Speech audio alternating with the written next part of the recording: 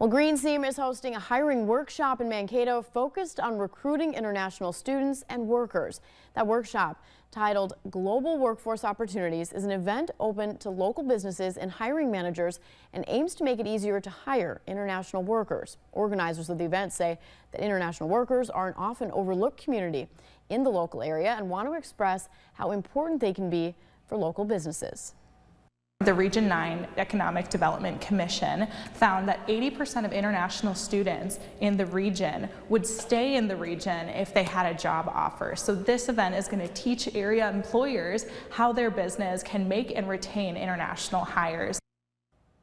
That event will be at Sky 111 in Mankato on Thursday starting at 12:30 p.m.